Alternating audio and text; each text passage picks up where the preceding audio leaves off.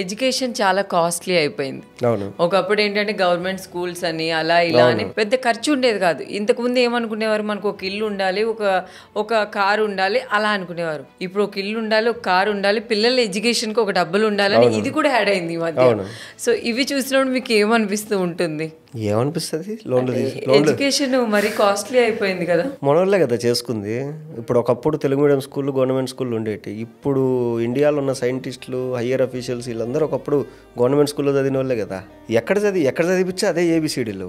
మంచి స్కూల్కి ఎందుకు పంపించాలంటే ప్రతి పేరెంట్కి ఒక ఎమోషన్ ఉంటుంది, నాకన్నా నా కొడుకు బాగా చదవాలి. ఇప్పుడు మా నాన్న 7th వరకు చదువుకున్నాడు, మా అమ్మ 10th వరకు చదువుకుంది. నా కొడుకు చిన్నప్పటి నుంచి ఇంగ్లీష్ మీడియంకి వెళ్తే బాగుండు, నన్ను పంపించారు. ఓకే, ఇప్పుడు నాకేమనిపిస్తుంది, హైదరాబాద్కి వచ్చిన తర్వాత ఇక్కడ అందరూ పాష్గా మెచ్యూర్గా ఉంటారు కదా, సిటీలో పెరిగిన వాళ్ళు. అరే ఈ మెచ్యూరిటీ మనకు లేకపోయింది చిన్నప్పుడు, సరే నా కొడుకుని నేను ఒక ఇంటర్నేషనల్ స్కూల్కి పంపిస్తాం అని నాకుంటుంది. వాడికి ఏముంటుంది, నేనే ఇంటర్నేషనల్ స్కూల్ చదివినా, నా కొడుకు ఇక్కడ ఎందుకు, వీడు ఫారిన్ పంపించి చదివించేద్దాం అనుకుంటుంది. ఇదొక ఎమోషన్ అంతే. ఆ ఎమోషన్ వీళ్ళు క్యాష్ చేసుకుంటారు.